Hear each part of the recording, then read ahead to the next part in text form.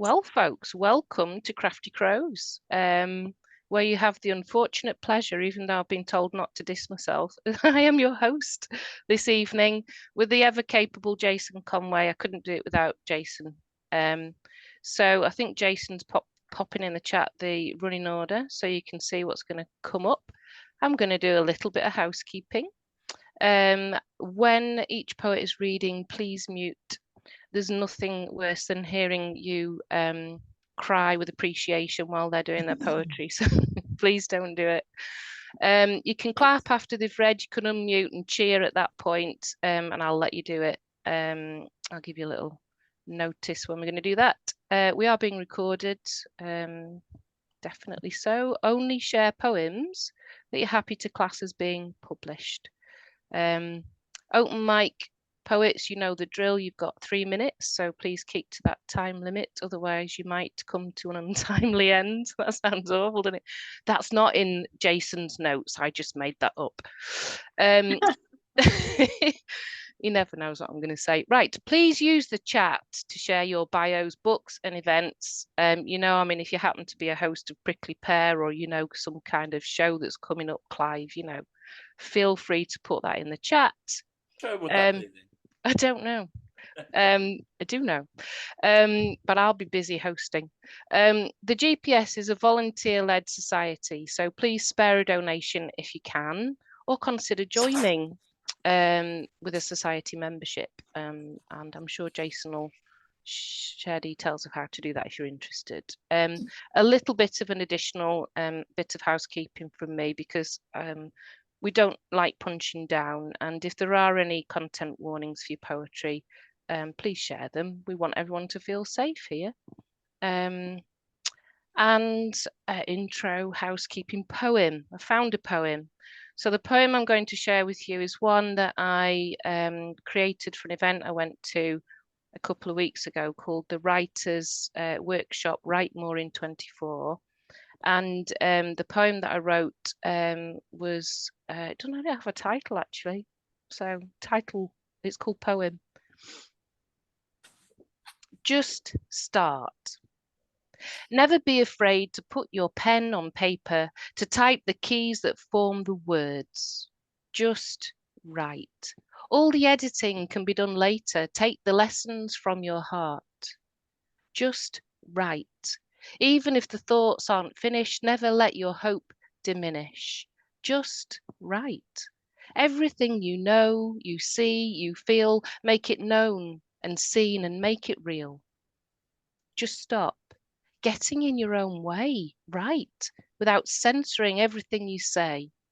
Just share the joys and woes of being you. Even that will make things better. So remember, you'll only regret the things you didn't do.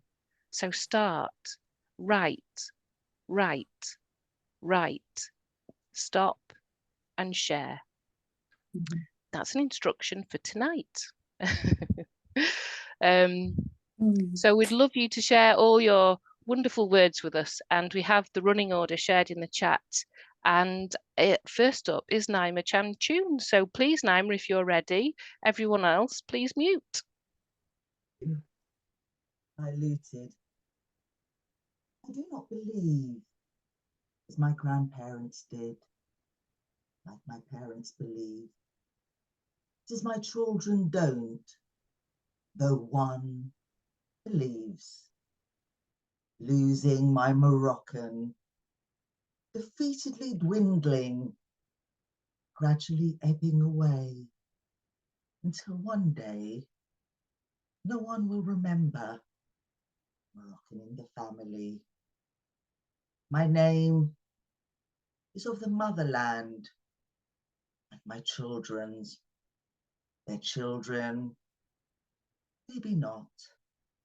And the children's children will have names that nobody asks about.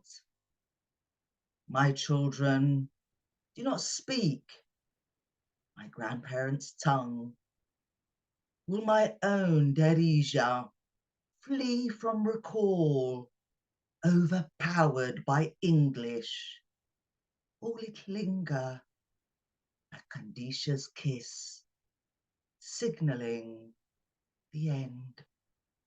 The presence of Morocco filtered out the future, unaware. The North African sun that smiles on them, occasionally a throwback appearance.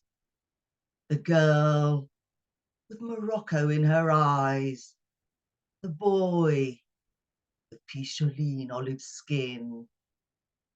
I hold my teapot high, and the mint tea dribbles and babbles as it hits the gold-rimmed teacups. Pan-fried bread, trays of nuts, sticky baklava, soaking up mint and orange blossom water, beautifying the warmth. My descendants will drink weak tea whilst dipping a hobnob. They will grimace at the mention of parsley and coriander and eat Moroccan in a restaurant. In some respects, less than the women before me. In others, abundantly more. But it is of no great matter. The little traditions and cultures we cling to are nothing more than taught belonging, ancestral peer pressure, for my identity to be yours, when all the things that make us are as fleeting as we. Thank you. Oh, it was just amazing. So atmospheric, Naima. Thank you. And you are the girl with Morocco in her eyes. I love that. I love that line. Thank you. Everyone, show your appreciation for Naima. Oh, what a great start. And next up is my prickly co-host, Ashley Edge. Ashley, are you there? You I are. am indeed. Right. Indeed. Please mute for Ashley. I think you were telling me to mute then. I was like, oh, charmed, I'm sure. It's now just 3 minutes of me muted. No, I wouldn't do that to you. Okay, I've got two for you. So I'm going to do one from my book, actually, because I was supposed to do it at my set last week, and it's made me itchy that I didn't do it. So you're getting an old one, because I haven't done it in a while, and I love me some Daisy Chain. So you're getting Daisy Chain. We met at the after-school book club, two geeks in a pod. When she spoke, I was rapt, gesturing enthusiasm for Mallory Towers, seeing her talk with her eyes, how they sparkled for Anastasia Krupnik. Too young to understand why I needed to be near her. I wanted so badly to invite her for tea, share my toys, show her the books I slept with, my paper-scented teddy bears. Primal instinct prodded me, discouraged me as though it knew this wasn't normal. A sandpit of confusion, a tummy of worms and butterflies, ladybirds and dragonflies. My throat, a gobstopper lump, as we sit in the back of the school field, shaded by evergreen pines, the screeching of happy football-playing kids floating by on the wind. She talked about why George was better than Dick or Julian. I plucked daisies and pierced holes in their stems with nimble 8-year-old fingers, threaded daisy into daisy, quietly wrapped the chain around her wrist. I'm going to do another queer one. I'm hoping I'm awake enough for this. I said it was too exuberant to do and I'd only just woken up, so we'll see. Content warning for blasphemy. There's blasphemy in every stanza, so there is a lot of it. So if that offends you, please mute me. I won't be offended. It's called Happy. Sorry. Happy. Oh my God. I'm gay. What is a kid to do? I'll sit and learn of birds and bees, then dream of boys and girls. Holy fuck, I'm queer. The world must surely end. I'll wear boxers while you wear thongs and play with cars, not dolls. Dear Lord, I'm a dyke. The apocalypse is here. My pulse is risen, groin is tightened at the sight of a well-filled bra. Bloody hell, I'm a homo. I cheer for Adam and Steve and root for Madam and Eve as we drape ourselves in rainbows. Bang your Bibles, I'm pansexual. I think your head just popped. Their anatomy doesn't matter. I lead them all to my bed. Christ, I repeat, I am pan. I'm attracted to your heart. I'm aroused by your mind. I'm all about your info dumping. Mother of Mary, I am not het. I bend my knees to the devil and show the world why it's fun to not listen to the hate.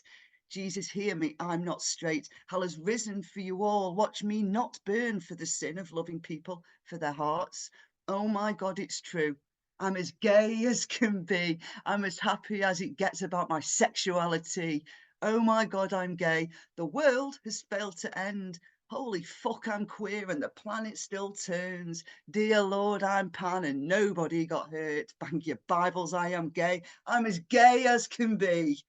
I hope my neighbours enjoyed that. Oh, well, we did, Ashley. Brilliant stuff. Please unmute. Round of applause for Ashley. Multicoloured and wonderful. Thank you so much. Chuck some links in as well. I've got the links for the prickly pear stuff as well. So Super stuff. Thank you. Now, it says next on my list that Michael Sindler is up, but I can't see Michael. So I think we'll have to move to the next on the list, and that is Harry Mann. So Harry, are you ready?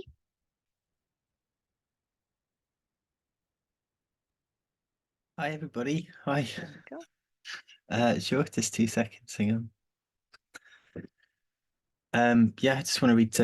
Yeah, I've got this poem called "The Invisible Man Makes a Start." Kind of the original Invisible Man, sort of back in time in H.G. Wells' land, was kind of as he turned invisible, his mind kind of curdled, and he became this horrible person. And I kind of wanted to rewrite him as a nice guy. So this is my attempt at that. The Invisible Man Makes a Start. Having turned an old cushion cover into a cape, I took Nicholas, my cousin's kid, and flew him like Superman all the way to the newsagents, where he moved a dime bar, some AA batteries, and a copy of The Observer with his mind.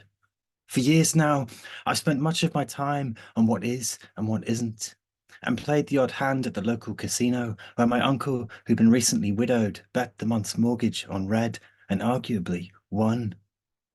I put pressure on myself to read the classics, to come up with answers in graveyards to impossible questions.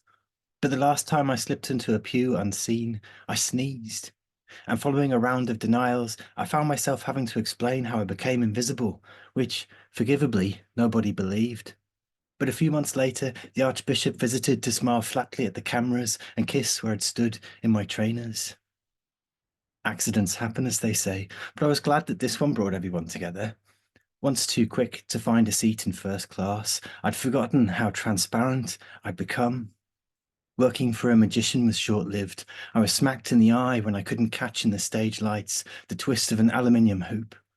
So here I am now, out of sorts, photobombing tourists, pretending I'm the wind or the voice of inner thoughts. Sometimes I think of myself as a kind of luck, and from time to time a dog will sniff, then lick the air of my hands, or a jogger will find uncanny a chorus to their hum, and will leave us both to wonder how this song came to mind. And I'll just read another short poem.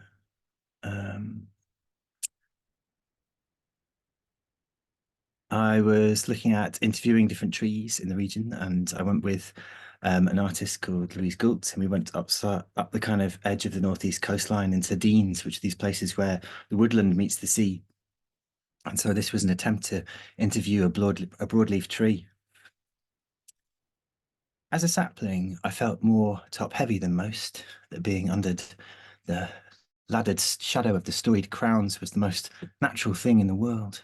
Not to mention cool, like turning a leaf out as an open palm to test a brisk cold shower. Then, after adding a few feet, it was harder to keep toe-to-toe with the dance partners of wind and summer residents well rooted to the spot. I swayed my arms to the music of the springtails, an audience of harvestmen, a mosaic of leaf litter, millipedes, and burdock. I put my feelers out for the different kinds of water quiet, Spring like pulling off a scuba mask, every summer feeling drained. The autumns I fell apart like a stone thrown for the sake of distance. The winters I winced at the crunch of bicycle tires. But quiet is only ever quiet by comparison. Birches, firs, pines, larches, everyone's plumbed into the mycorrhizal network, and the lines rarely go down with the trunk. And how much I've matured is about as much as the carbon of strangers and the sugars of neighbours as it is about me. Usually talk is all sweetness and light. I realise now just how green I was. It goes with the territory. I never wanted to hang about deciduously like an ornamental or get bucketed up when I'm really a decent broadleaf. I get on better with the copse now. I feel less like I'm about to get cut down or chopped up or turned into some creep's headboard. I'm all about giving back to the community, and, if you ask me, everyone should get the chance to give their parents a ring and feel the depth of summer in their heartwood. Thanks very much. We thought you should all interview trees after that, Harry. That was fabulous stuff. Thank you. Please unmute and show your appreciation for Harry. Ooh. Great stuff. We're rattling along, aren't we, on the open mic here? Next on our running order is Frank. Frank, are you ready? I am, yes, with 2 sonnets, unusually for me. So, first one is Sabotage. And now, as the hair is caught and shredded, its membranes clotting the beagle's teeth, tell me which action along the line of death gave you the greatest satisfaction? Was it at home when you, a tribal warlord, born out of time, brooded on ways to show your power, chose to summon your warriors to assemble in their chariot 4x4s? Or was it when your hounds first found the scent as you coursed across the field? Or the triumph of the death howl? Oh, Lord of the lawless abattoir, who stooped so low to raise yourself so high, so elegant in your pale blue tailcoat, red lapels, white breeches, polished boots. So much expense to garnish lust and murder.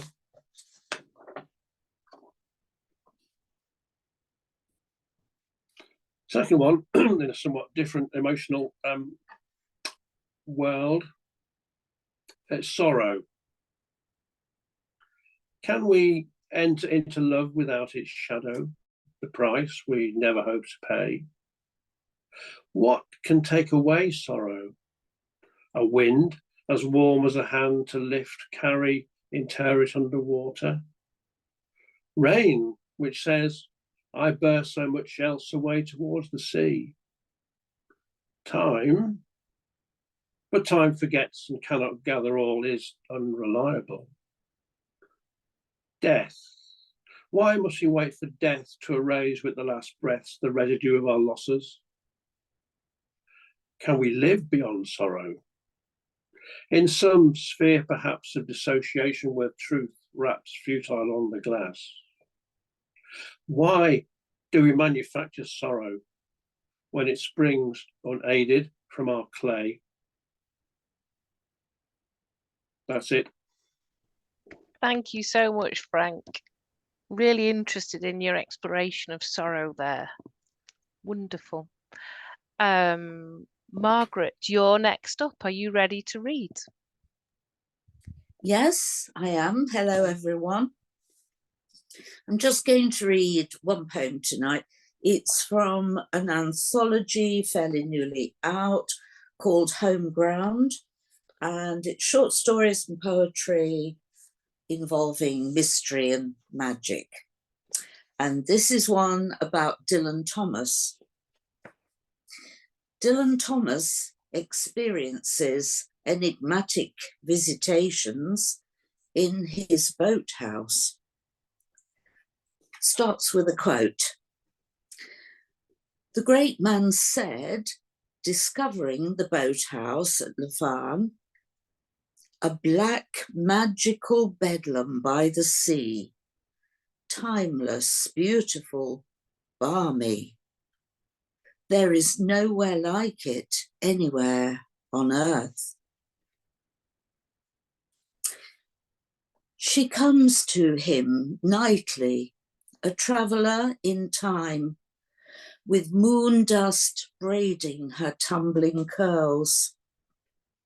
Flying through the window at first hint of dusk, she gentles into his dreams, aura bright as peacock pomp, taunting him, transfixing his gaze, her jewel eyes lucent with desert drop stars of biblical myth.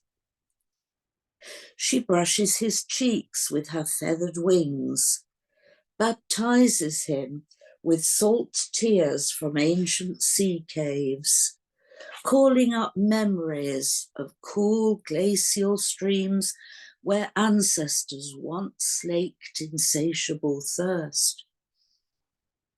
Floating on waves of euphoria, they sail in bottomless boats, trawling forgiveness for sins as yet uncommitted, straining their eyes to recapture the image of a paradise they have only glimpsed in dreamtime limbo. Bathed in the limpid pools of her eyes, his limbs shake loose the folds of his tattered gown. He melts into the bliss of her lightness, into her honest embrace, his body trembling, an earthquake at her fingertip touch. Yet, at first hint of dawn, she vanishes, this alluring apparition. But still her penumbra taunts his mind with insatiable desire. Thank you. Ooh, I love the way you read that. I want to hear more. Thank you, Margaret. Please show your Thank you. appreciation for Margaret. Ace. Right, are you ready, Stuart? You're next up. Yep, I'm ready. Thanks, Kate. Super. I'm going to do 2 poems if I can squeeze them in. So this first one is a new one. It was published in Atrium magazine recently. I'll post the links if you want to read that. So this is Yellow Hammer. The summer was turning yellow through the fields. We went for a walk to ease the pain. Movement helps again. A yellowhammer, like the sun, was singing from the top of the hawthorn, shaking a rattle of notes out of itself. How easy is it to repeat yourself? As easy as the only song you know, as easy as never really knowing why. Last time, it was autumn and understandable. The season to decay, exit. Anything not tied down like you mean it will be gone.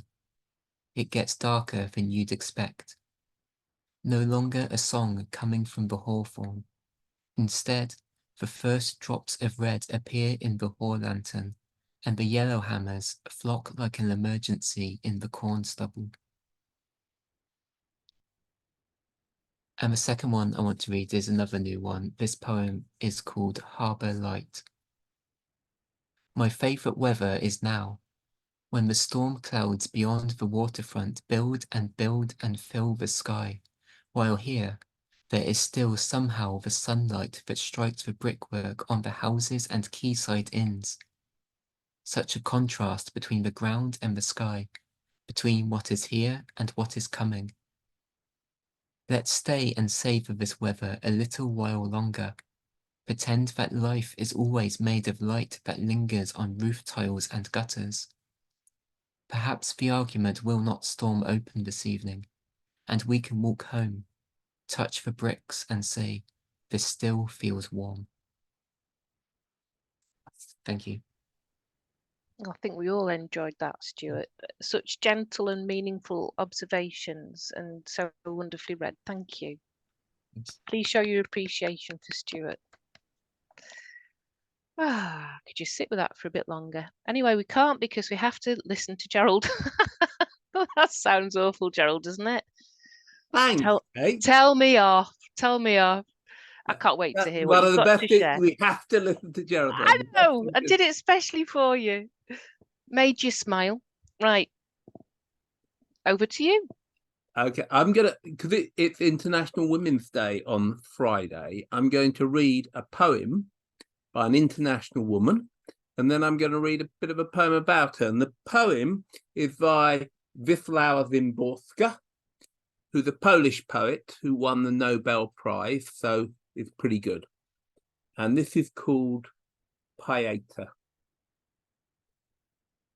In the town where the hero was born, you may gaze at the monument, admire its size, shoo 2 chickens from the empty museum's steps, ask for his mother's address, knock, push the creaking door open.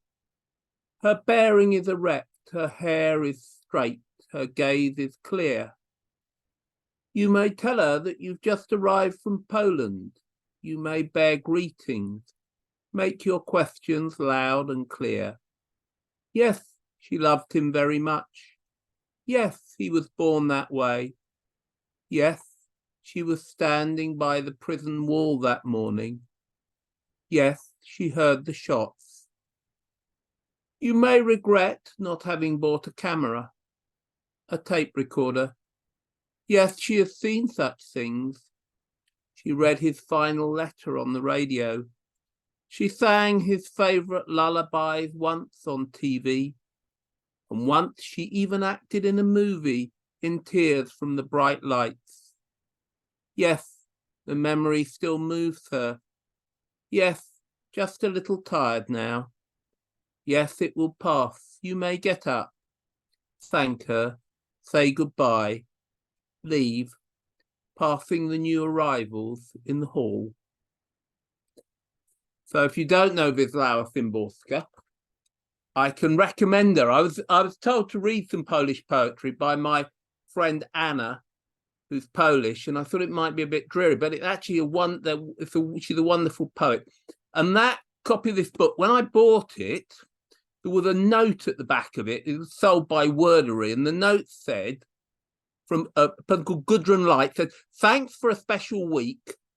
True, the chairs look amazing now home. The poems I mentioned when we spoke about Doug and another poet I love." That note was in the... So this is called a note inside the collected poems of Wisława Szymborska. After reading the poem Beheading, a note falls out of the collected works of Wisława Szymborska. Like so much ephemera, it tantalizes with unfinished explanation, hides more than it tells. I expect it was included the last time the book was sold, the other poet being Wisława herself, which makes me wonder which of her poems the writer loves. Is it just one or two, perhaps? Census, which was so good I read it to my wife, or the one about Job, perhaps the non-existent railway station which somehow exists for someone else, or her lines about Hiroshima and Vietnam. And who is Doug? A poet, so the syntax suggests.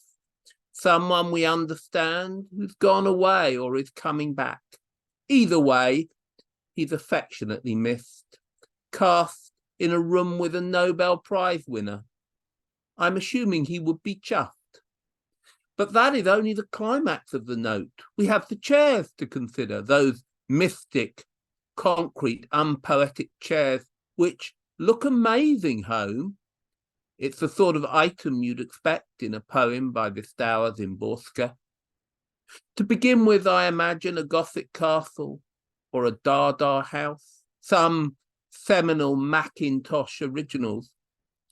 But I find a name on the internet, and with it her countryside workshops. I discover a face and hands.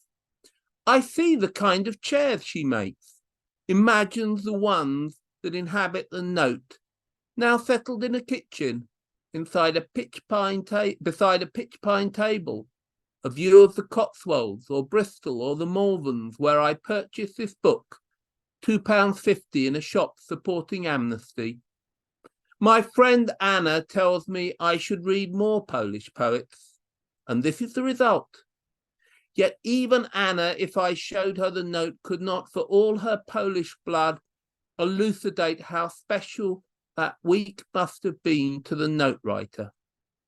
Perhaps she, or maybe he, have themselves forgotten long walks, short chats, the time a job was finished, the cuts and grooves, cracked fingers, the advice offered, moments which metamorphosed into a patina of faded words on a printout of a receipt. Thanks for a special week. There are more poems to go, of course, so I return the note to the back of the book, the property for 7 years of Gudrun Leith, who I've never met. When I pass on the Nobel baton, more paperback worn by then, the note, of course, this note, will go with it. That's for Gloucestershire. Thank you. Oh, I love the storytelling, Gerald. Thank you so much. And I love how you've profiled an amazing poet as well in your work. And I guess we're all missing Doug now and wondering about the chairs. So thank you. That was cool. Brilliant stuff, Gerald. And now we're going to squeeze in a little extra poet. Well, I don't know how little you are, Chris. Sorry, that might me again. I'm using all the wrong phrases, but you know, it's been a busy day. Chris, would you like to read? Hello, hi. That's one of the things with Zoom, isn't it? You can never tell how tall people are. That's true. This is a poem called "The Sky Was Dark with Mistletoe," and it's the view from my front window. The sky was dark with mistletoe, trapped, swollen in the trees, kisses waiting for the wind. The parties are over, but still they grow, weighing down the branches, praying for some kind of future thaw. Thank you. And second one, this is possibly around looking to escape from views from front windows and car windows. It's called Pilgrim. On the edge of town, snarling, throwing keys against the wind, swerving just in time to break my beasts and burdens, the constant hiving of this surface world. Past the final street signs on the crooked path to sunset, resting by a shadowed stone. I love the way my thoughts unfasten, unravelled, hundreds of feet below, consequences like ants from an aeroplane. I want to climb into the giant's hands, never to fall again, to be a pilgrim, placing gentler thoughts on harder ground. Thank you. That was a lovely last line there, Chris. Just let that hang. Show your appreciation for Chris, please, everybody, because we've come to the open mics end for the first half. And I'm really excited now to introduce David Clarke, who's our first headliner poet tonight. And David's here to do us 20 minutes after I've given an introduction. So David Clarke's first pamphlet, Gaud, won the Michael Marks Award in 2013. His first collection, Arc, was published by Nine Arches Press in 2015 and was longlisted for the Polari Prize. Another pamphlet, Scare Stories, was published by V Press in 2017 and was named a Poetry School Book of the Year.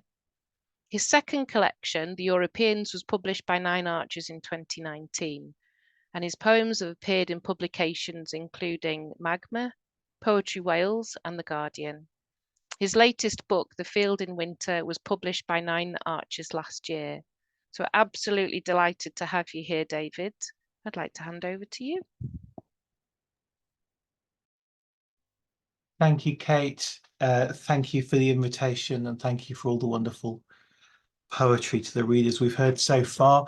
I know I should be very, very organised and have all of my poems on a document on the screen so I can look straight at you, but I'm going all old-fashioned this evening and I'm going to read from the book instead. This is just called Song. I thought the dawn said run, but it said rise. I thought the sky said storm, but it said sail. I thought the road said hard, but it said heart. I thought the rock said break, but it said breathe. I thought the raven said die, but he said thrive. I thought the fire said burn, but it said bloom. I thought the rain said cold, but it said clear. I thought the night said fear, but it said flow. I thought my mind was all the language I'd need, but I was mishearing the world. So I walked into the forest and knew when the tree said timber, it meant limb, and knew when the doe said danger, she meant dreamer, and knew when the rowan said blood, it meant blessed, and knew when the mud said faith, it meant filth.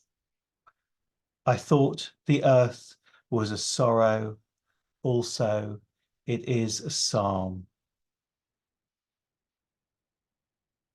So I thought I'd read that one because Spelt magazine, who kindly published it before it went into the book, that's one of their Forward Prize nominations this year, which is very kind of them, although sort of Forward Prize single poem nomination is a bit like somebody giving you a lottery ticket. It's very nice of them to do it, but there's no guarantee of any result. So the book takes us through a year, more or less, not in a straightforwardly chronological way. It sort of starts in the sort of winter, really, and then goes through the year, and then goes through a whole year and then back into the summer.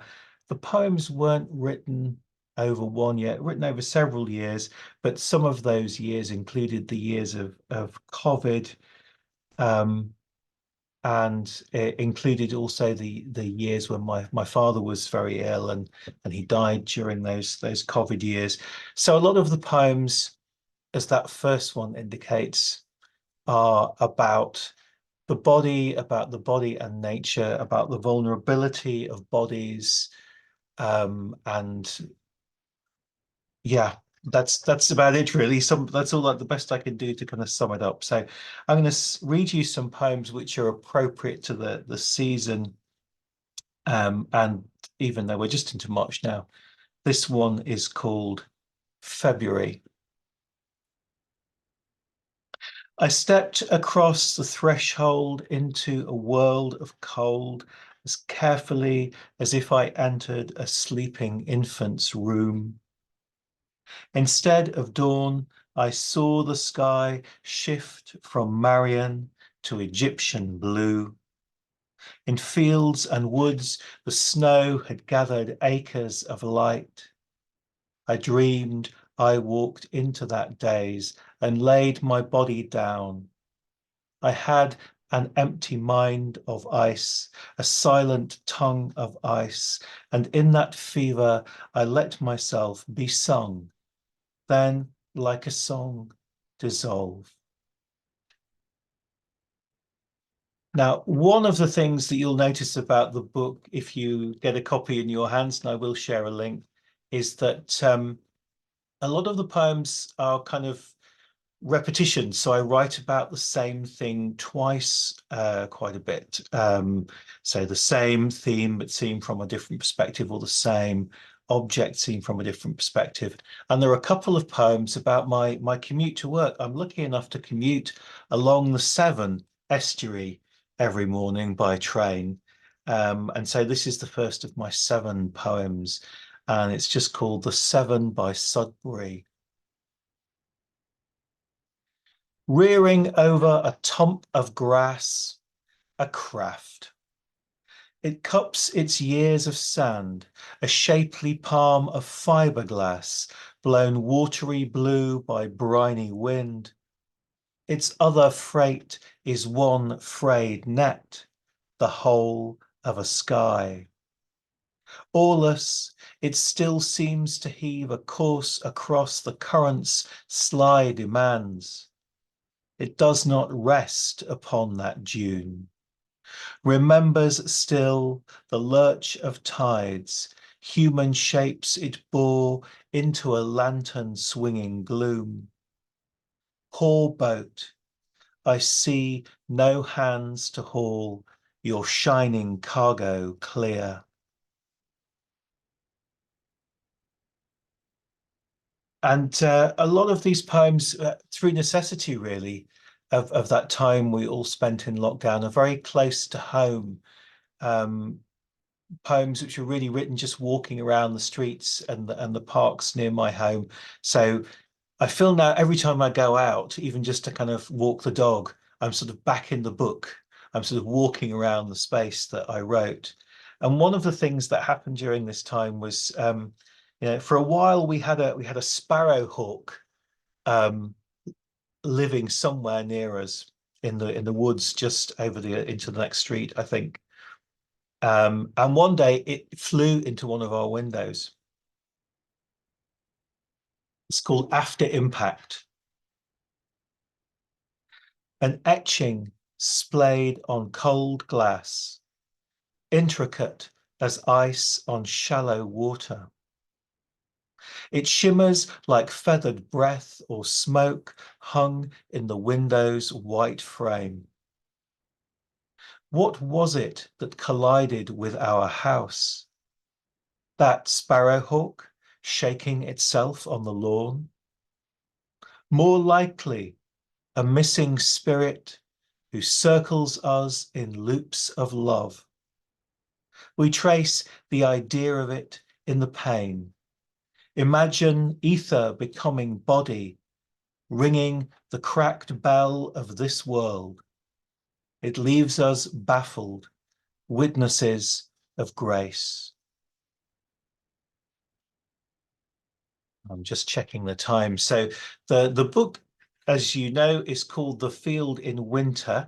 There is a poem called The Field in Winter. I'm going to tantalizingly not read it to you, but there is a poem called The Field in Spring. And I wrote two poems about the same field, which is near the village where my parents lived in Lincolnshire. Not that you need to know that. It's not a very distinguished field. It's just a bit of earth, really. The Field in Spring. This piece of lands and eye, a sleeping king has closed upon his realm. Say it flickers now in March, as vision moves beneath the membrane, a synapse twitching at the touch of light. Say it opens wide and is a mirror, trapping silver in its troubled pool. Clouds are racing through it, a dance the earth becomes. The shoulders roll, the belly heaves, a ponderous gavotte. The weary monarch stumbles to reign, reclaims his ruined crown. One of the other things that this is what's kind of interesting about reading these poems at the right time of year as well, is that in the streets around our houses, around our house, where we're lucky enough to have lots and lots of cherry trees in the street, and they're just coming into blossom. And this poem is about just looking at some cherry blossom. I do quite a lot of looking at trees in this book, and when they were doing the sort of the marketing preparation at Nine Arches for the book, and they try and get you to say what's exciting about this book, you know, what's it all about. And part of me just wanted to say this is mainly a book about me looking at some trees, but luckily they did not go with that as the hook for the marketing, because that would have probably not gone down very well. But anyway, here I am looking at a tree. It's just called Cherry Blossom. Not stars, but then no poem can begin with what is not. Step forward to observe the 5 foils of each flower, toothpaste white and shuddering. Sensation that withholds all tender language. Blossom blossoms, and yet the data of each petal slides beneath our names, leaving only form and movement, a breeze that frets the surface of an opaque pool. I cannot navigate by such refusal. It sloughs off all coordinates. It leaves me floating as a focused eye and makes that eye a singular bloom or pulse of wild and ancient light. And so perhaps a star then after all.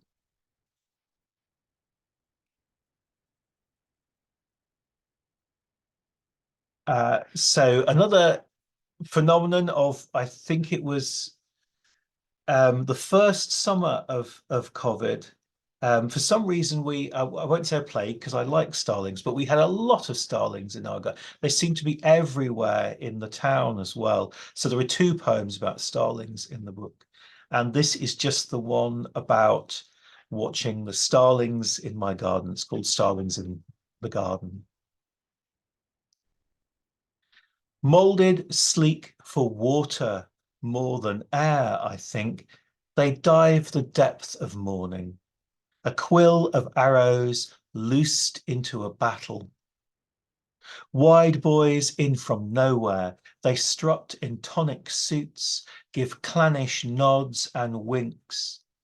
Tender then, they offer scraps to feed their fluffed up idiot young. Their own quick greeds a gulping down of life. Each head jerk winds the body tighter, tensed for flight. A window opens and they explode into sky, vanish like a thought I could not hold. When I step into the sun, they eye me from a darkness under leaves.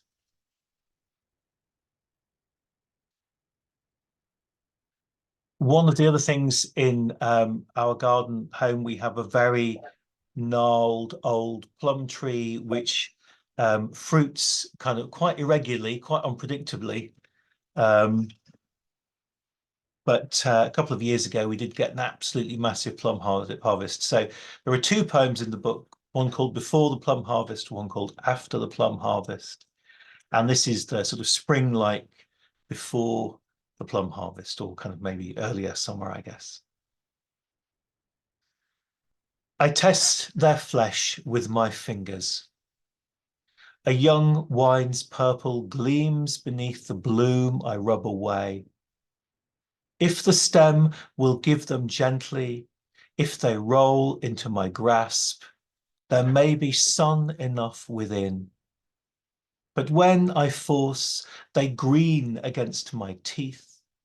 A smack of wood sap dries my mouth and leaves a naked stone to spit among tall grass. Some I pluck from ripening's cusp. Hardness gives way to fresh surprise, a stream that runs from tart to clear, the drink I need. We had mention of Szymborska. Yes, a great Polish poet. Although this book is largely set in the streets just around where I live in Cheltenham. In 2019, I did spend a couple of months working in Poland, and part of my work took me to northeast Poland, where I was working with a cultural foundation. And it's they have a premises in the countryside, in the depths of the Polish countryside, which used to be owned by two of the aunts of the Polish Nobel laureate Czesław Miłosz.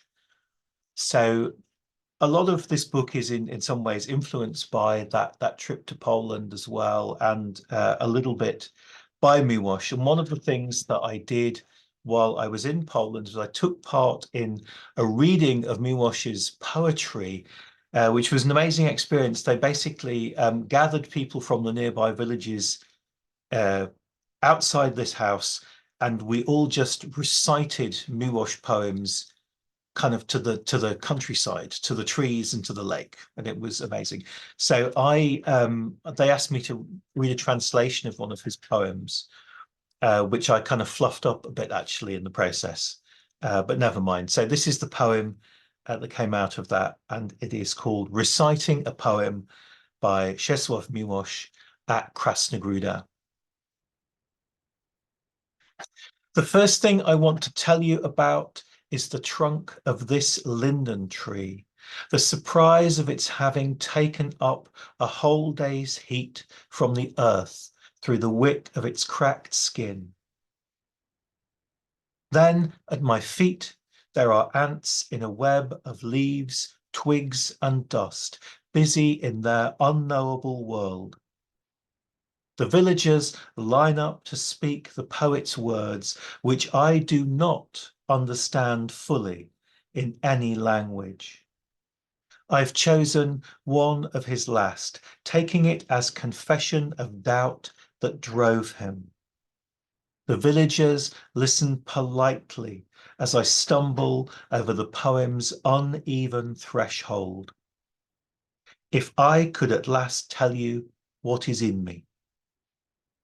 These words turn for a moment in my mind before the tongue can catch them briefly on their flight through birch and thicket to ignite the lake's dark eye.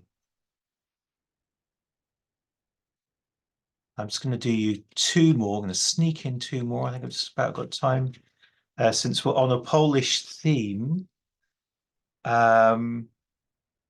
And one of the things I wrote about when I was in Poland was storks. There were storks everywhere. They're massive creatures, and they sort of wander about the fields completely oblivious to the human presence. And one of the things about being in northeastern Poland was you were very aware also of geopolitics. The Russian border was not far away. This is a territory which has been fought over for centuries, and which is particularly vulnerable now after the invasion of Ukraine, of course. So this is not the first poem in the book about a stork at Krasnogruda. It's the second one, so it's called Another Stork at Krasnogruda. We build a tower for you, stork, to set our rickety luck on, a garland of broken things. By season's end, your young will shit it grey and white as cloud. We bid you stay a century to sentinel our sleep, then skim your noontide silhouette over this miserly earth, so it may give us cream and chives to savour our soup. Let our age be slow and full. Let the yard grow fat with babies. Let history look the other way.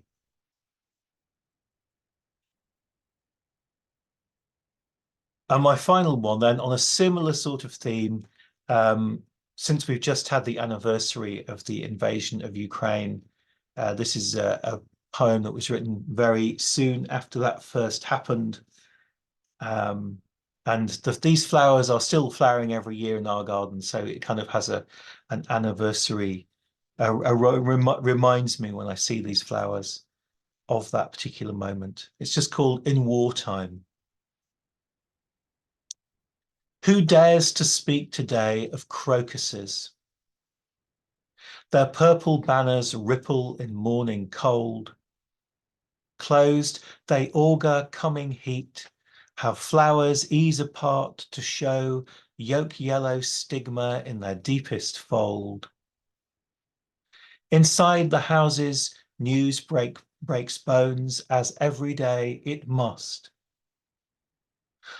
Loving this world we know is no way out, but still we guard the gift of our attention, lest it be racked upon the mind of power.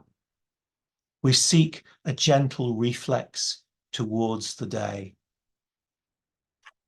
Thank you so much for listening. Oh, that was just wonderful, David. So I was just absorbing that last line. I wasn't ready to thank you, but I wanted to hear more. And thank you. That was like a nature trail of poetic insights and sights for us all. Beautiful. Please unmute everyone and show your appreciation for David. Woohoo. You can use words, sounds, anything. Wow. Right. Thank Right. you. Thank you. Amazing. Awesome. Yes, thank you. Really thought-provoking as well, David. Thank you so much. There's a Polish theme as well going on. Well, We didn't collude. Yes, you tell me that, Gerald, but I know you. Well, Right. Gerald, I wasn't going to read any Polish poems until you mentioned Zimborska, Gerald, and then I just had to.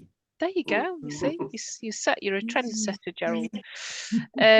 We're on a break, believe it or not, now. So you've got 5 minutes to,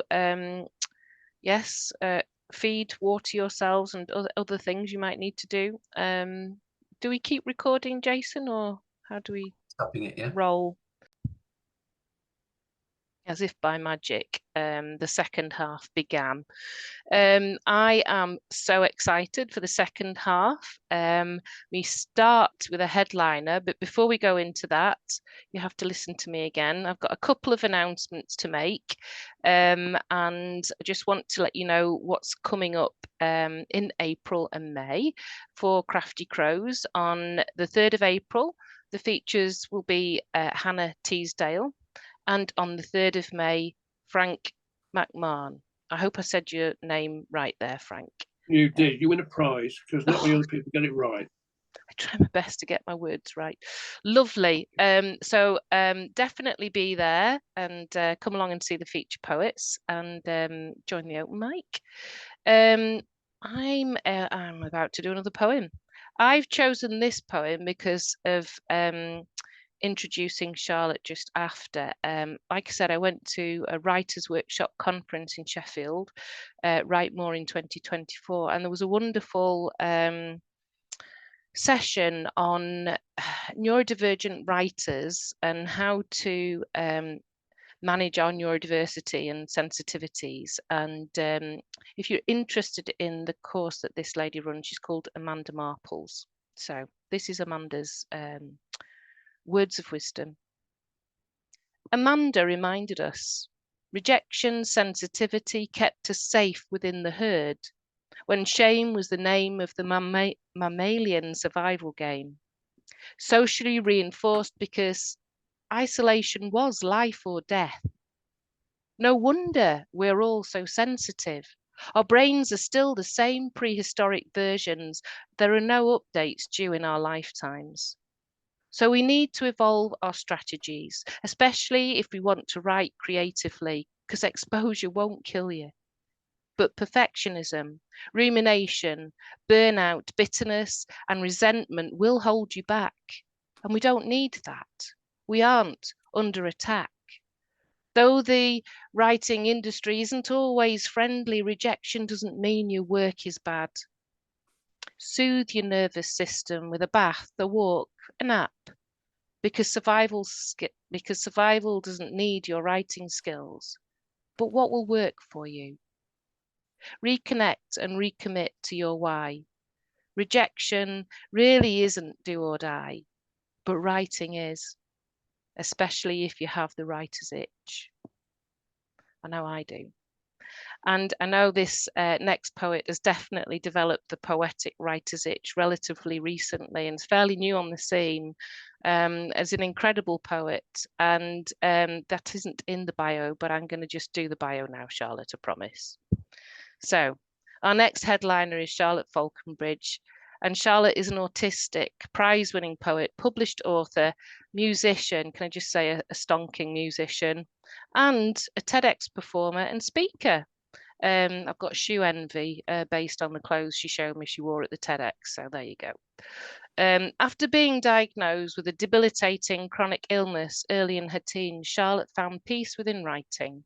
Processing her trauma and discovering strength and power in her pain has become the lifeblood of her work. Due to birth complications, she was left mute for most of her childhood and relied upon sign language for communication. She advocates for inclusion within the poetry community, bringing validation to alternative methods of communication by often performing her work in BSL and SSE. Since writing poetry, her voice has been unlocked, and she is now able to share her thoughts with the world and with us at Crafty Crows. So over to you, Charlotte. Thank you so much, Kate, and Jason for having me. And today I'm going to do something completely different to what I normally do when I feature, and I'm going to celebrate my sort of 1 year anniversary of discovering poetry. I've got cake and everything that I made. I've got a candle, but I'm not going to light it because I think trying to concentrate on poetry and watching fire is not going to go well in my favour because I don't multitask, I multi-fail. So yeah, that's what I'm celebrating tonight, albeit a few months early, but that's because I think I've got one of my A-level exams on the actual day, but so this is my last chance to really celebrate that publicly with poets that I love. So I'm going to get this poetry party started and start off with a new piece. And I've chosen to start with this because I think people typically know me for my disability poems, my sort of autism awareness poems, but I thought in the spirit of inclusion, let's go with this, which is for all the people who aren't disabled and who aren't neurodiverse. And so I hope you feel seen in the spirit of inclusion. And if you don't, then this is just a very good lesson that you will learn on why stereotypes are bad. So this is called Please Don't Make Fun of the Neurotypicals. Today, I want to raise awareness for a cause close to my heart. Literally, it's sort of here, so grab some tissues, there may be tears. But first, some housekeeping. To whoever's listening, please don't be a dick, because this is about my brother, who is severely not autistic.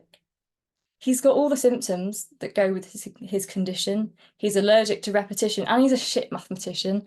Actually, that's an awful stereotype. I'm sorry.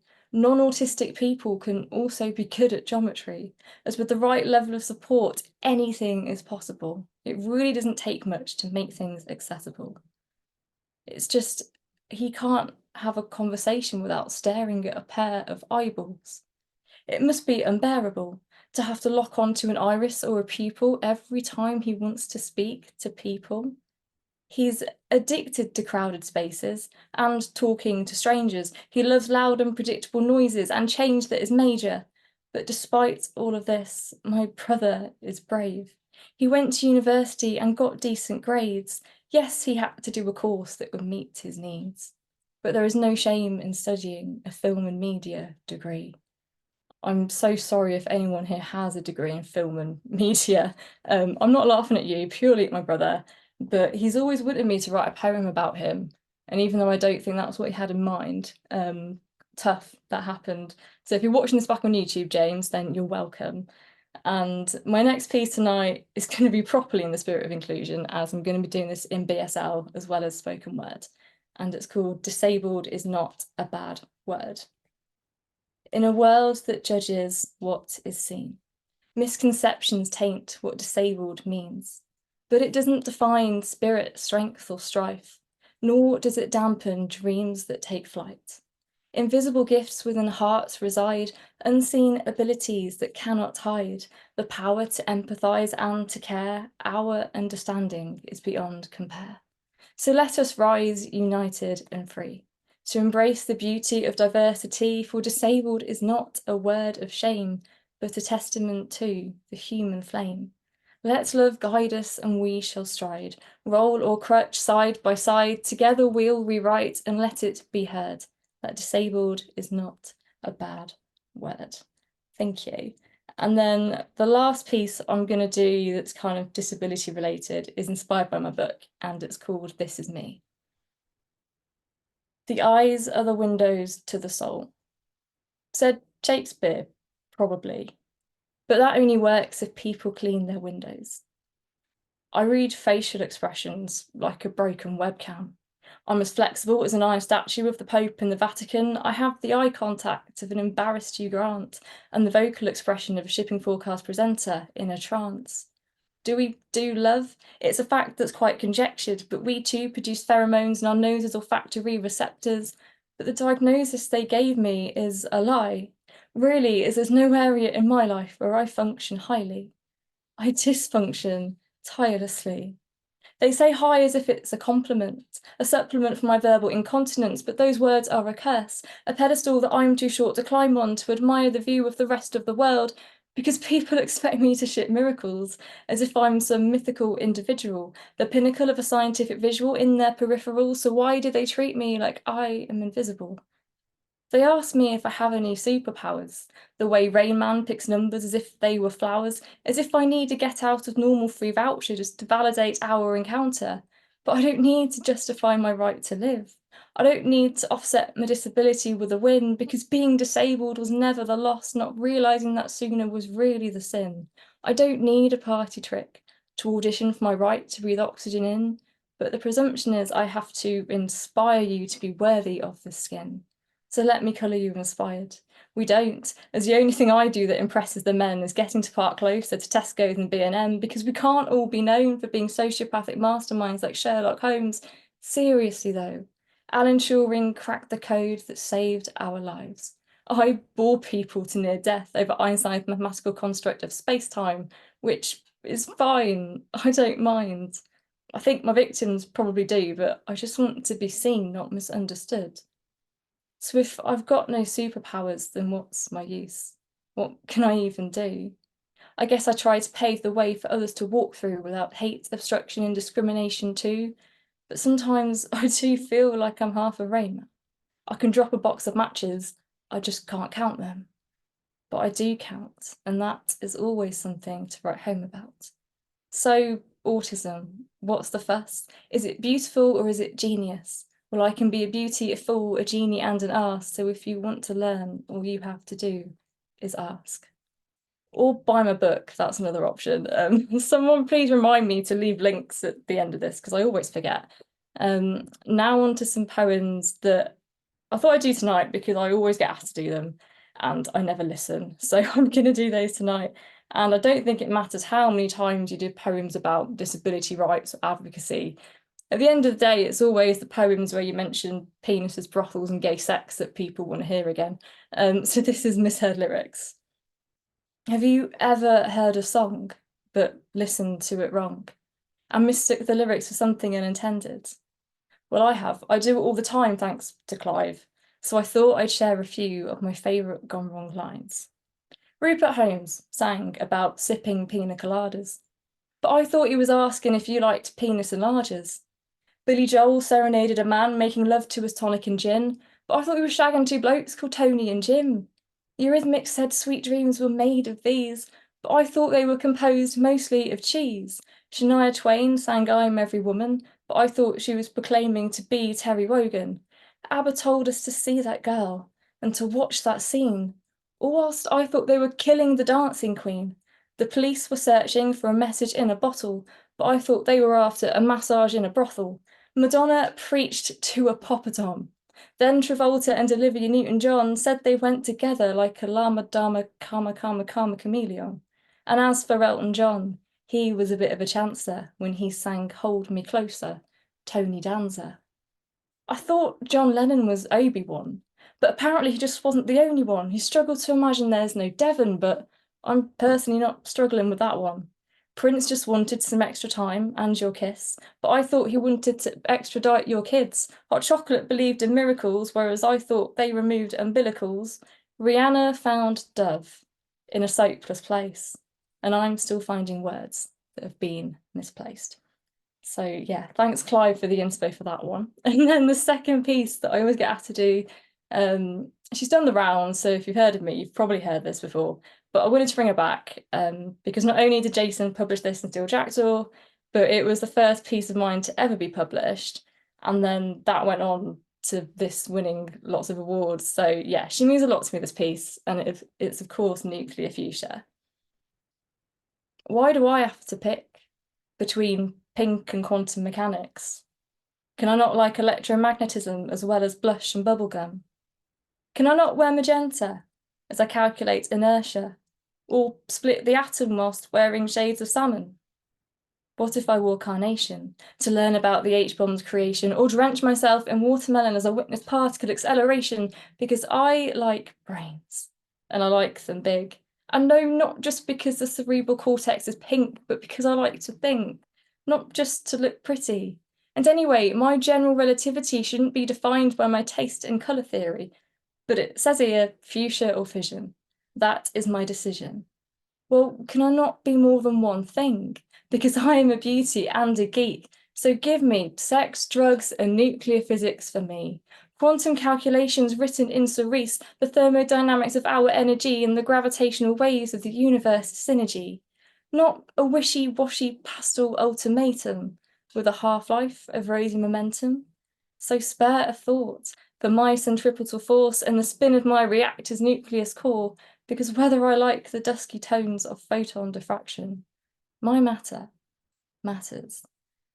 I have no idea where the sex, drugs, and nuclear physics line came from, because that is not in the original. Slightly concerned my brains have started to improvise poetry in the middle of a set. I think that's my inner jazz musician trying to escape there. So I am going to put a content warning on this next piece, and from here on to the end, everything's brand new. And I'm going to do content warning for anxiety, self-harm, and suicide references. So if you want to leave, that's fine. Or just mute me, that's also good. I'll hold my cake up so you can unmute me when I'm done, if I remember. So I've been struggling with agoraphobia for the last 4 to 5 years, and it's something I've only been able to publicly share within the last week. So writing about it is very new, but I wrote this after having to leave the house last Thursday, so it might be a bit rusty, but I wanted to share this tonight anyway, because I know when I come back after exam leave, it's going to be a topic that is definitely at the forefront of my writing. And this is called Meltdown. They tell you that a meltdown makes you a volcano. They point to the heat, the sheer heaviness of explosion. But they don't see the actual melting, the way your soul slithers out of your very being, because you're not inside your body is inside of you. They don't see it shaping you like a chalk outline, the crime scene that it sketches, shading you with colours from a kaleidoscope of pain, like a Renaissance artist toiling with lead paint, restraint so visceral it cannot be contained. I know in an earthquake you're supposed to stand in a doorframe to minimise danger, but I can't exactly do that in a room full of strangers, when the space where my brain sat is now a blasted out chamber. You see, they don't see the brittlest parts of you, like a highway scorched in a heat wave, struggling to crack and cool. Goosebumps like braille, shivers set off magnitudes that could be measured by the Richter scale, that only see when the lava pours, leaving you paralysed and frail. When the ridges of your rundown heart are a heartbeat more rigid than before. Because they don't send ambulances for broken heads, just broken bodies. But why can't the proof of this ache be the way that I feel? Why does blood have to spill to make my pain look real? It's just because you can't see my pain doesn't mean it ceases to exist. In the same way, I can't hear your thoughts, but I know that you still think. Maybe that's the problem. Maybe people don't think, as you can only ask for a bandage once you've punctured your skin. But your insides are called your insides for a reason. You shouldn't have to wear them like an act of treason. You shouldn't be shamed for having a chest too small for your heart, or for being made to redefine time as you watch forever fall apart. But apparently, harming a part of your body that no one can see is attention-seeking. That's criminal.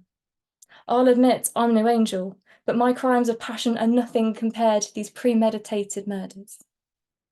Perhaps the paperwork is too much like hard work.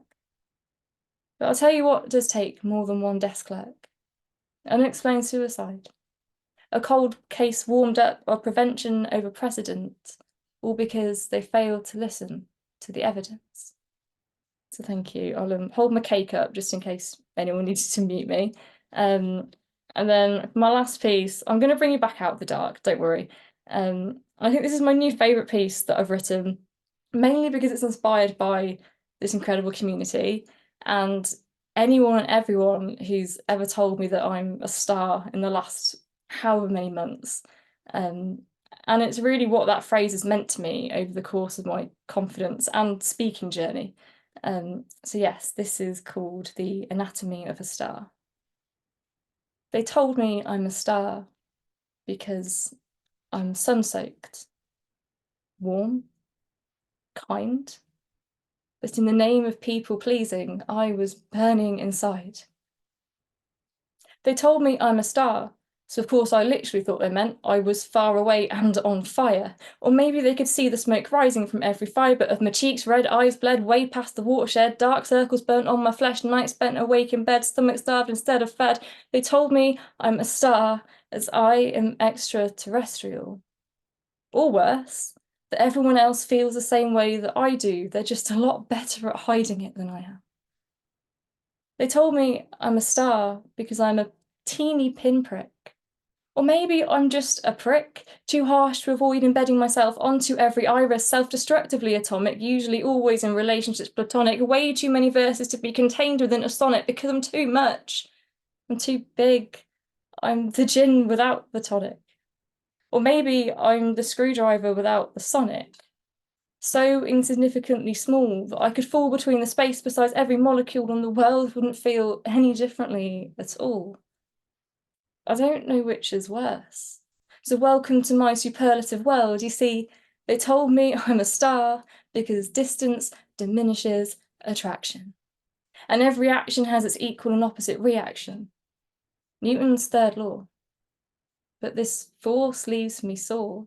It's bruising me to the core, yet when an object has no action on it at all, it cannot fall. Newton's first. Yet this law wouldn't stand up in court, as I am not an object. We are not theory.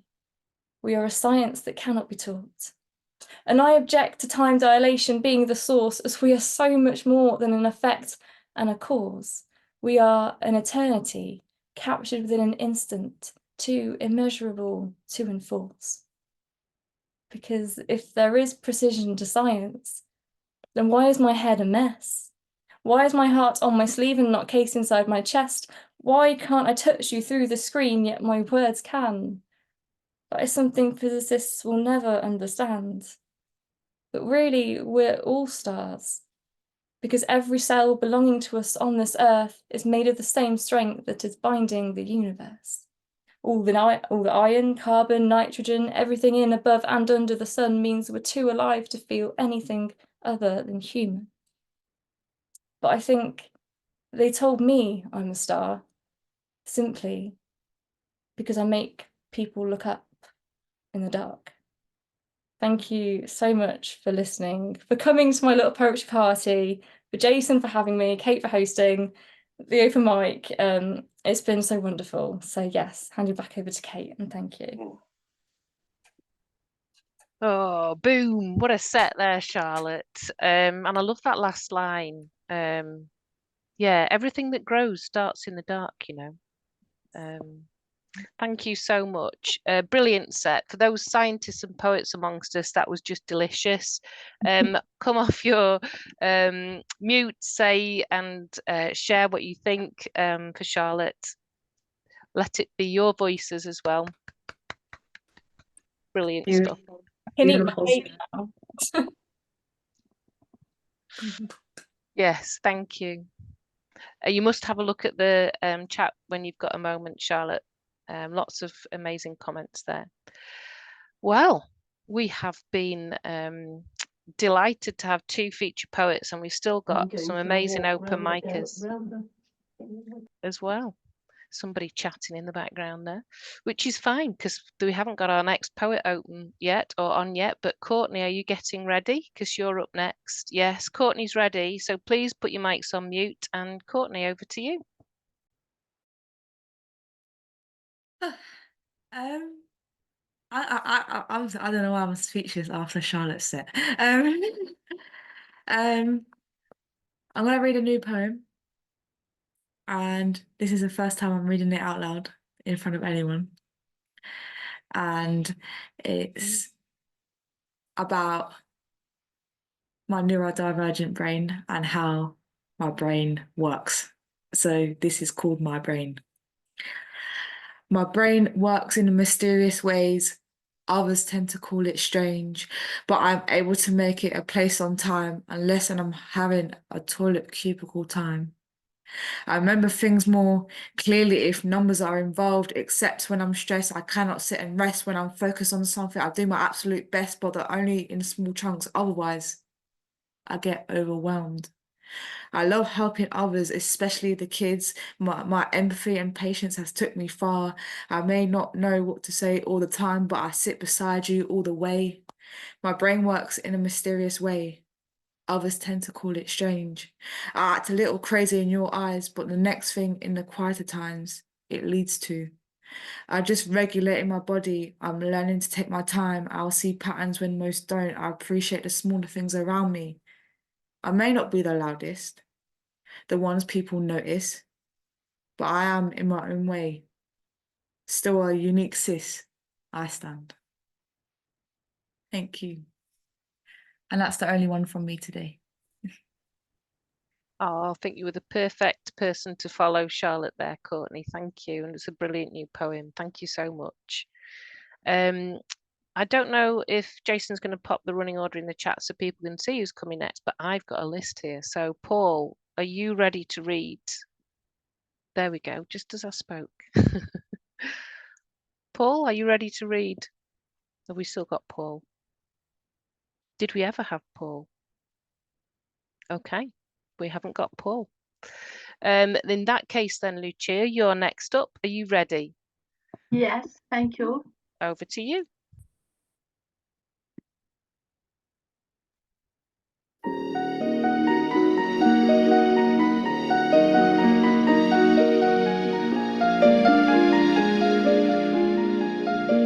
So Much Autumn by Lucia Ramos. To Dr. Jones and Dr. Cooper. So much autumn is inside us. Let me go to open the windows of the words, edges of our life, for birds and spring. If you forget me, the branches of the tree will whisper a song about my life. Yes, my poems are written in the roots of a tree, and you and your lover, having a walk into life's forest, will listen to my poem songs. But now, I am in room number 6, with nurses in blue uniforms around, carrying injection for people, with flapping imagination in their minds. A door is noisy. A key of the carers is breaking the privacy. And click, click, the carer is inside, checking if your minds are still in the present or above the edges of the life. And doctors who try to understand our words, imaginary words, in delusion, stories and behavior. They push us to reality, but we as children stuck forever in a concocted narrative in which us fly, fly, fly in imaginative lives and feel and smell an ordinary coffee from the world. Some of us have so much autumn inside the crown. But be happy, be happy. Autumn means colors, and we pick up these powerful autumn colors and draw with them and our minds the sky. I will ask my doctors what kind of colors prefer, because I will preserve for them a very beautiful painted room in the sky. All of us are birds who will fly. Just a small feast of soil will remain from us. Someday, a cohort of people will say goodbye to us, and some of the earth of us will lay down, maybe under a secular tree, with colored leaves in its crown. because so much autumn is inside us. Let me fly in life and in death, to sing my vibrant poems around trees and clouds and stars. The wind will carry out on its wings my poems forever in the future, a future like an orange sun. Its rays will come up and come down with my poetry lines, because the voices said to me, we feel that so much autumn is inside us, autumn inside us.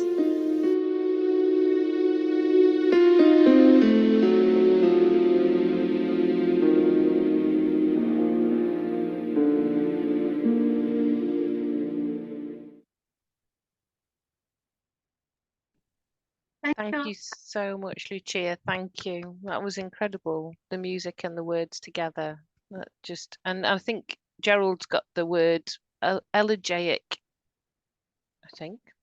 Wonderful. And Thank you. thank you. Simon, you're next up. Are you ready? I'm ready. Yeah. Super. Okay. I'm going to read from my book, Places They Were Not Alone, out with Broken Sleep Books, just last week. This poem is called Riders on the Storm. We took our sea legs, we needed them, up here on the crow's nest. Look out, we'll make it better, up here on the rafters. We'll make it home, biblical, apocalyptic. We waited to be saved. Somehow we survived. Our house, it's ours now, uprooted itself, tore free from the ground, rode the tidal. We felt sick at first. Now we're used to it. As I said, we took to the sea life, harpooning sea life, drinking sweat, eating moonlight. I have learned to read the stars. When you are older, I will tell you what they told me. This one is called The Apprenticeship.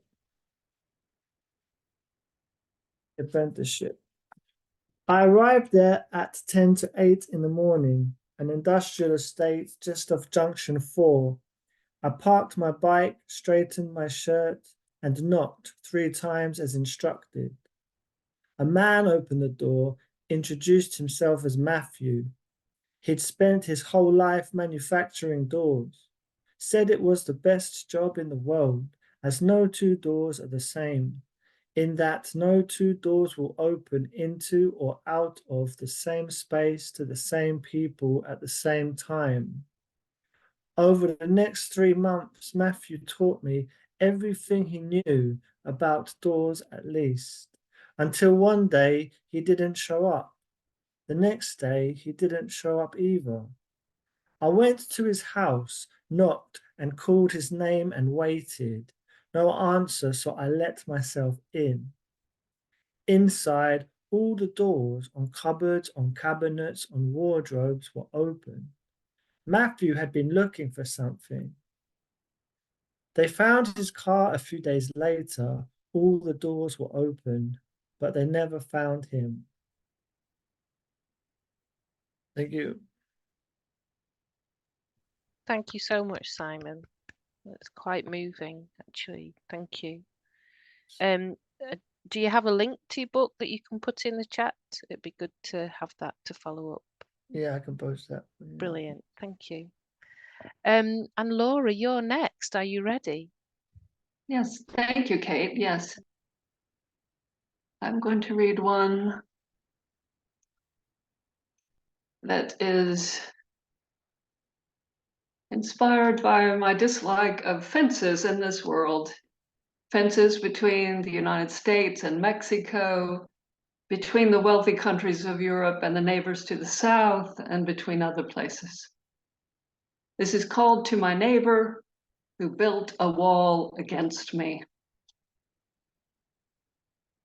Thank you, neighbor, for this canvas. Upon this flat expanse, upon this fence of distance, my children and I will paint a masterpiece. Wily as trees that come up between the sidewalk cracks. We will paint a scene of splendor in the desert, from coast to coast, flowering with effervescent greens and blooming fruits audacious. We will paint an overstory that shades our heads in leaves of kindness. We will paint skies of blue and truth and clouds that drop seeds of patience. On this wall, we will paint words that give hope to those who arrive at this station. Stories, songs, and poems, sonnets and quatrain, tripadi and ghazal, pantums and villanelles. You will see. This will become a place of meeting. People will flock to read and hear the rounding sounds and be strengthened. We will paint a cafe to give people drinks, for the desert offers opportunity to those who think. We'll paint a band playing accordion and cornet and flute and violin and trumpet. The beat will draw a crowd. Singers will chorus, dancing and exulting in your name, neighbor. What? You're feeling left out? Lonely on the other side? Then we will paint a road. We will paint steeds strong and true. We will paint you riding in, riding through, tearing down the stony walls of indifference, tearing down the bricked fears of the other. And by painting us together, that will be enough. Thank you very much. That was superb, Laura. Really stirring. Yeah. Oh, I'm loving it. Doors, fences, and painting, my favourite things. Excellent. Laura, that was superb. And next up is Lauren. Lauren, are you ready? As I'll ever be. Yay. I sound horrendous. I am aware of that. The present I got for my birthday was a call from my dad. So, just the one from me. Comes with a trigger warning for disabled rage and being discriminated against / ableism. And it's called I Know My Rights. And if you were at York last night, you might have heard this. I do not want this to be misconstrued or to be accused of silence. The truth is, it's starting to feel like I just can't talk or communicate to you. It seems so sudden, this brick wall, pushback. I know it can be a lot to cope with, complicated, some say. And it's fair to say, that's been recently worsened by my serotonin being wounded, missing in action. But you've known me for long enough now, seen me come through so much. You know my brain's not typical, doesn't tap to the same beat as most. That won't ever change. I wish I didn't have to keep constantly stating the fact that I am neurodivergent. My autistic brain needs different fuel and different timelines to work with. Change will always cause me pain, distress, and anxiety. I crave routine and stability desperately. You don't always see the freak out. It doesn't always reach the surface. My delicate layers are disrupted. Regulation soothes and calms me. It doesn't solve the change. You can't cure my autism or separate me from it. It's permanent. And so the adjustment for me should be too. It won't go away. And even if I do, someone else will come along and you'll have to return to the autism problem. I won't be walked over. Unfortunately, I know my legal rights. I wonder if I was expected to even fight back. I don't know the full cost, but could guess the cost of continuing my stance. But I do know the cost of backing down. It's constant flare-ups. It's fight and flight and fear and flashbacks. It's the inevitability of standing on the cusp of another long-term condition caused by stress. It's not sustainable. It's not my job to fight disability discrimination. It's giving up my job because I've got nothing left in me to fight back. It's others like me losing their jobs and rights and what they have left. It's anxiety every day before work. It's disabled rights, my rights.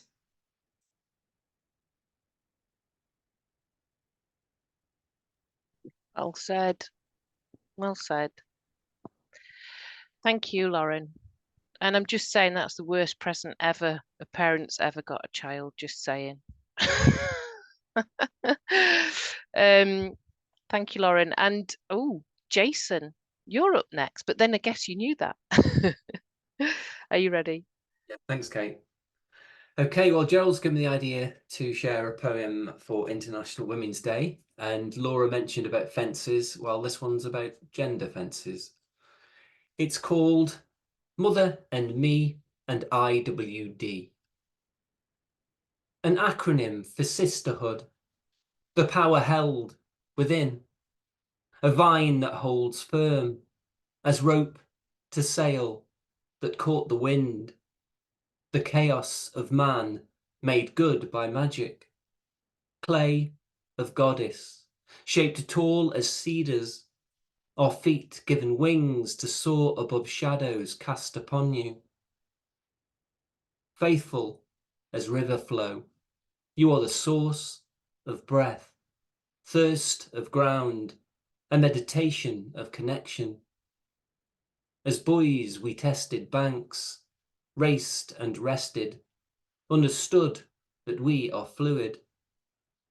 Daughter, sister, mother, unbreakable weave of woman, patriarchal bound, you are wise, resilient, and today you rise. Every day you rise to those dry as desert. Sun to seeds, lift us high as cliffs over coast, to see beyond that which divides. Wet from womb, we are born as stars to eyes reflecting unconditional love. Sing us peace as doves, make us boys again, teach us to listen and witness the balance you bring. Around islands your tide is magnetic, inevitable, unstoppable. Surge in symphony your lunar rhythm, blend these gendered borders. Mother Justice, we are blind by privilege. We are not grand castles or reefs to repel. In truth, we are equal as sand. Oh, that was brilliant, that, Jason. Thank you. Fabulous. I've got last line envy tonight, just saying. That was superb. And next, we've got Leslie Constable. Leslie, are you ready? Yes. I am indeed. All right, so I'm going to read one. And it's an older poem, and I don't believe I've ever read it. It's intimate, and I just rediscovered it. It's called The Moment Night. I remember the moment we agreed upon to call yesterday, and I remember a complete and perfect desire that overtook me, surprising the body. And I laughed, ridiculous and coy, with the body's delicious seizures of pleasure. Ah, the body. Now, in the moment we call today, speechless and subdued, I am counting. 1, 2, 3. I forget what's next. I hate counting when the body is momentarily silent and doesn't speak to me. I will not count. It is another day, another moment, and my body isn't speaking, and I will not count. I am not counting. Expectations lace my midriff. I still my mind again, quiet my mind to track the stages of the moon, coursing outside the window, from 1 month to the next. On it goes, the shooting stars, nights that I was transparent, clothed, not clothed. The full moon above stills my mind again, quiets my mind to track the stages of the moon, coursing outside the window from 1 month to the next. On it goes, the shooting stars, Orion's belt, the dippers. I am listening again. I am listening as I sleep at night. My soft pillow sighs and calls me. Rest, it says. Lay down your head, embrace me. I am yours. My husband reads, claiming again his necessary right to chasten, an exceedingly polite thought. Still, where will it take him this time? In the night upstairs and in the presence of the large window overlooking the world, the dark mesa, the snow and wind, the troubled juniper engorged with its jealous mistletoe, where will the wings he sprouts take him this night? As I sleep, my hair winds down and down, curling and tangling in the relentless toss and battle that is my sleep. In my dream, I'm laying in my bed of carefully cut fingernails and toenails. I lie quiet in my uneasy bed, a hero in my bed of nails as my hair grows and grows, tendrils wrap around my legs, down and down, becoming roots, tap roots, down into Middle Earth, into the dark ground, freezing me in place, trapped and heroic. I say I am a mother. I say I am a mother. The babies in their turn suckled, pinched, slapped, gurgled, spit up above. The moon raced across the sky. I walked with them under the new moon. I walked with them under a full moon, under the stars in the heavens, the quiet nights, the nights when sirens squealed, when we all squirmed with discomfort in our beds, under the darkest of moons, and chill, when ghosts left red spots resembling blood next to your crib, and I washed the blood away and washed the blood away, only for it to reappear when the stars fell and gave way to the sobs of the man next door with the metal plate in his head, who cried at night because he was no longer young. Nights that I was transparent, clothed, not clothed, a full moon above me. I laugh, the babies laugh. I have the words, I have the language, the determination to entice their thoughts that flit behind their eyes, to take form and enter the world as their language, their thought, their being in the world. I rest now because I am tired and deserve sleep on my soft pillow that whispers to me like a lover. I'm going home. I'm finding my way home through the twists and turns of mountain roads. Jazz, cool jazz wails at me in the night from the radio. The lights on the plateaus, both higher than you and lower than you, close and in the distance, fool you into believing the world is, as they say, only a picture framed against the night. I know better. The night, like my babies, like the moon, the ghosts who walk around me, who walk through me, is my body. I am the ground. I am the sky, as all, are we all. I am the night, not separate from it. Do I get to go back? Will I have again the innocence of belief that, like the wind, or my thoughts, or my babies, I fly free through the air, separate, disattached, and as unencumbered as a traveler? Do I get to know again that my thoughts, like wings, are separate and can leave me and be free, their own in themselves, like headlights in the night searching, like the birds that fly low overhead through the mountains above my dreams? I'm counting. 1, 2, 3. That's it from me. Thanks. Oh, it's magical, Leslie. Thank you. Oh, I was on that flight with you.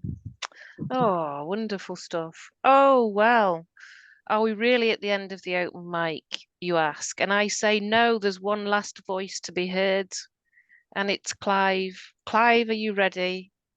I'm ready. Okay, right. I'm doing flash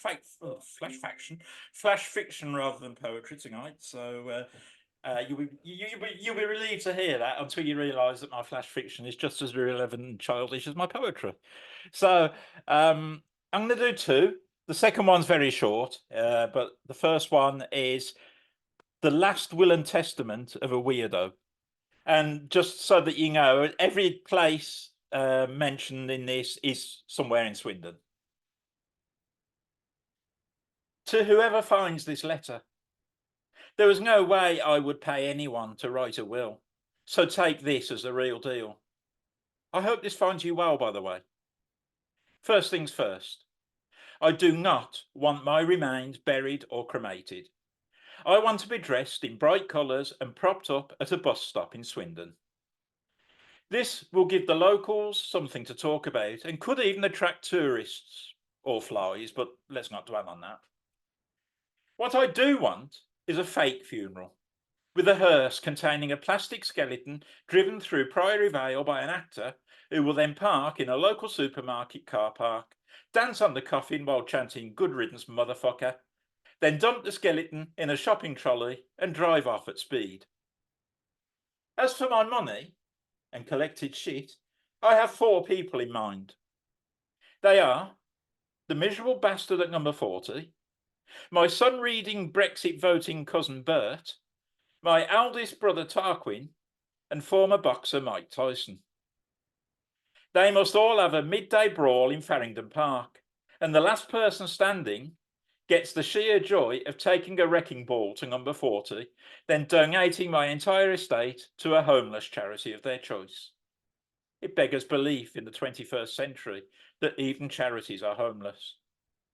Should anyone named in this, my last will and testament, fail to comply with these conditions, I shall haunt them for the rest of their lives, and I will not be a nice ghost. I'll tip them out of bed in the middle of the night. I'll tickle them until they cannot breathe for laughing in the public library. I'll put super glue on their toilet seat, and I'll ask Alexa to play Coldplay's debut album on a loop on their smart speaker. It's not worth the risk, is it? Oh, and your breath smells. So that's that one. The second one's very short. It's a drabble, 100 words, not including the title. And this was actually written at one of Ashley's flash fiction workshops. And it had to include 3 words. And if I can find those words, one was otter, one was gherkin, and one was waste. So me being me, this is what I came up with. It's called Utterly Disgusting. It had been a long shift and God was I tired. Too tired to think of cooking, so I went to the chippy. There was a long queue. Man, woman, otter? What? What the fuck was an otter doing in a chippy? I soon found out. It was angry that the gherkin was too small and wanted a refund. When they refused his request, he lost his cool, and rather than let it go to waste, he shoved it up the manager's arse. Wow, the manager exclaimed.